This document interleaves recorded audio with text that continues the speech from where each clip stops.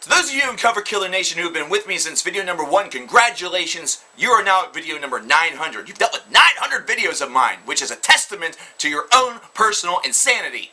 And for once, I actually approve of that. And I'm going to reward you guys today. I'm going to reward you guys by continuing a list that I began earlier this year. These are 10 more of the worst current artists that are making albums, making music today. And we're going to start with number 10. Number 10, Soulja Boy, Tell 'Em. Crank it, Soulja Boy! Crank it, crank it! Let's repeat every single line 5,000 times and call it fucking music! No, Soulja Boy Tell 'Em is not music. It wasn't music in 2007 when everyone was told to crank that. It was just another one of those stupid hip-hop dance pieces of shit that nobody likes to do but does anyway because everybody else does it. We're all basically sheepish people.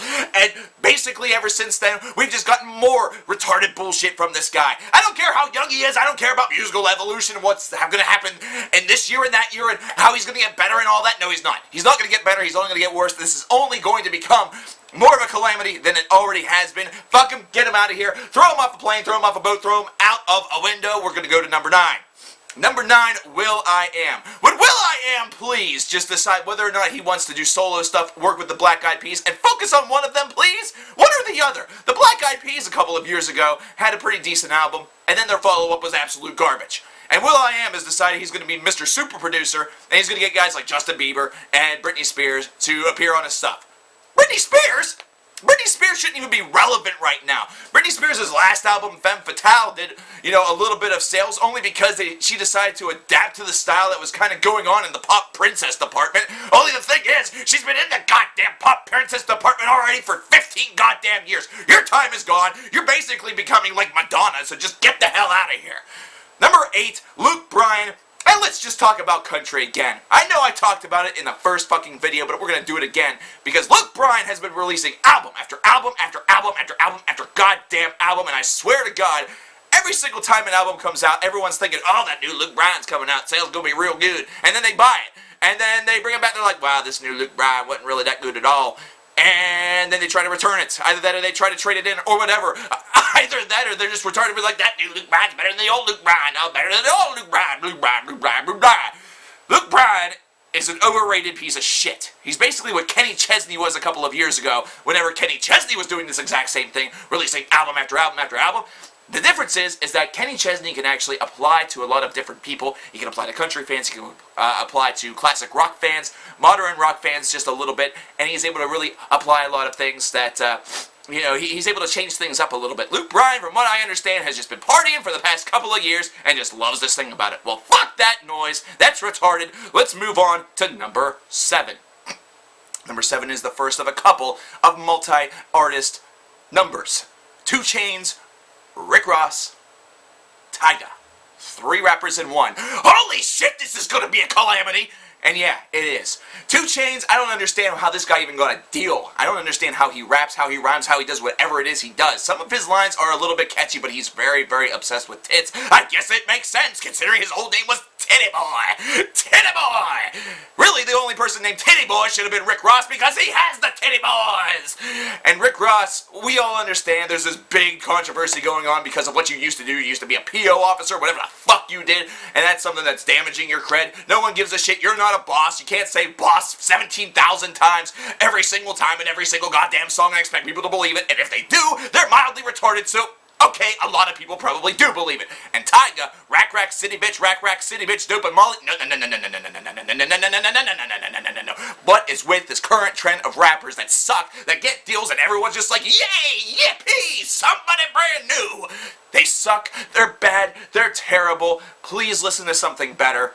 Please listen to The Game, listen to Kendrick Lamar, as I said in the last video, listen to Atmosphere, explore your horizons a little bit. Don't feed into rappers that are just basically another amalgamation of Lil Wayne. Number 6, Lady Gaga. I didn't want to put her on the old list. I really didn't want to put her on this list. However, she's coming out with a new album. She's still being absolutely goddamn ridiculous, and she's still trying to use the whole shock and awe idea in order to really promote her music. Listen, whenever your shock and awe spectacle is the one thing that basically makes people want to look at you and think to themselves, what the fuck is she going to do next? Then there's a real big problem because the focus ain't on the fucking music. The music ain't that bad. Well, okay, I take that back. The music wasn't that bad a couple of albums ago, but recently it seems like it's more about the publicity stunts, less about the music. The music has suffered. We're going to be suffering through another piece of shit nightmare. End of story. But let's talk about somebody who decided to go above and beyond the call of duty whenever it came to Lady Gaga-ness, which was Miley Cyrus, number 5. Miley Cyrus has gotten a lot of attention recently because of what happened at the VMAs with Robin Thicke. Miley Cyrus is like 20 years old and she is twerking, and everyone's making a big deal about it. She's 20 years old, first off, ladies and gentlemen, but secondly, have you looked at her face lately? Have you looked at the train wreck that is Miley Cyrus? Have you looked at this? Have you witnessed this? Have you do you understand the evolution of this little Hannah Montana girl that progressed into a little Miley Cyrus girl that tried to become something a little bit more sexy and debonair and dancing around like blah blah blah blah blah, and now the evolution is complete. Fuck Lindsay Lohan, here's your new train wreck, the train wreck that will be even more appealing for the media than Amanda Bynes, not to mention the music. Oh my Jesus fucking Christ, the music. Someone please just take all the CDs and throw them into a goddamn waste disposal unit, set it on fire and shoot it to the goddamn motor bars or something. Number 4, Emblem 3, The Wanted, Big Time Rush, and let's just go with pussy pop teenage garbage in general. I'm really getting tired of these songs that are trying to say that you're so classic, baby. They're making metaphors about stuff. They're using words such as, oh, Chloe, you know, your sister turns everyone on, but you're the one I want, all these sweet little things, almost like they're trying to raise the self-esteem of young kids. They really don't need to have their self-esteem raised in that way. We really don't need to have Big Time Rush and The Wanted ripping off other songs such as Song 2 by Blur, just to grab that over here and put it in their song, just so they can push it on us. One Direction's not exempt from this either with that stupid best song ever garbage. Best song ever, let me tell you something. If One Direction ever wrote the best song ever, I'm fairly certain that somebody would knock on my door, I would open the door, I would say hello, and they would just kill me. They would just shoot me in the face with a shotgun, and that would be the end, because somebody obviously would want me dead. Number 3, and we're finally in the rock and roll department, Jeff Tate. Yeah, someone who I cover on this channel sometimes. Well, no, never on this channel have I ever covered this guy and been happy about it. What the fuck happened to Jeff Tate? What happened to Jeff Tate? Jeff Tate used to be on top of the world. Revolution Calling, Silent Lucidity, Operation Mindcrime, Empire, Queen of the Reich, all these other classic hits, and then all of a sudden, somewhere along the lines, it seems as age has made him more and more of a whiny, complainy pussy. Good God, is he trying to be Fred Durst? Because that's not a great goal to have. Your version of Queensryche is not Queensryche to me. Todd LaTorre's version of Queensryche, that's Queensryche to me. Because what you're making whiny wuss rock, and that might not be what it sounds like. But it's whiny wuss rock because his whole motivation is to get back at the band that ousted him out, and ousted out his wife, and ousted out his daughter, and basically said, this is a Tate-free zone. The world should be a Tate-free zone. Get the fuck out of here. Number 2, Kesha. How are you still relevant? You shouldn't be. The minute that you decided to collaborate with the Flaming Lips should have been it. The minute that you decide to blow the world, that should have been it. Now, I understand that you're trying to basically do the female version of what a lot of male artists do. I get that. But here's the thing. There's unfortunately still a double standard out there.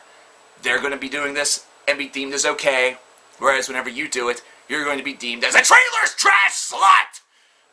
Your new song, Crazy Kids, deceives the nation into thinking that an actual good song is going to come on, and then it launches into your incoherent ramblings that just absolutely damage eardrums and are pollution to the entire world. Please do us all a favor and excommunicate yourself to another goddamn planet and ruin it. Do we have any planets in the solar system that we've been looking to get rid of because they're menaces? Like they're, some sort of evil empire such as what we thought that Iraq was? Because we could send her there and she could do the job in probably less than 2 days.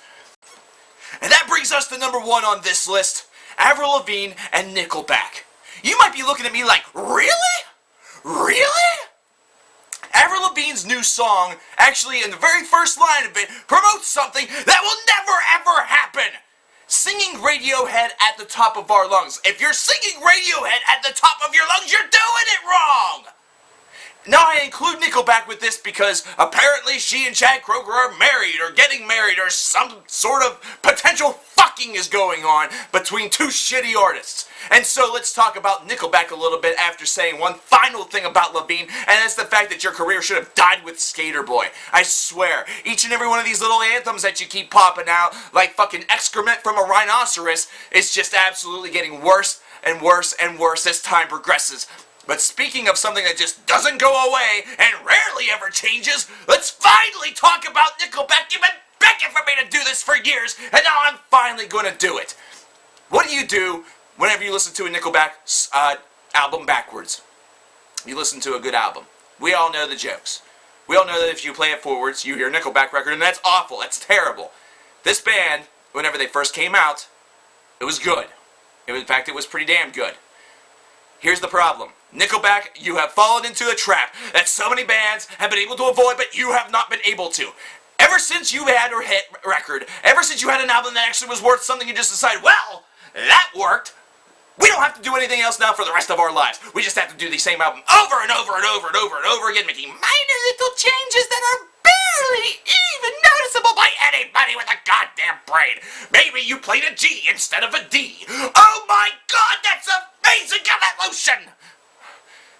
Each progressive album from this band has shown even less of a trace of musical change, of musical evolution. I've heard more evolution in a Taylor Swift discography! And that's a problem. So ladies and gentlemen, there you have it.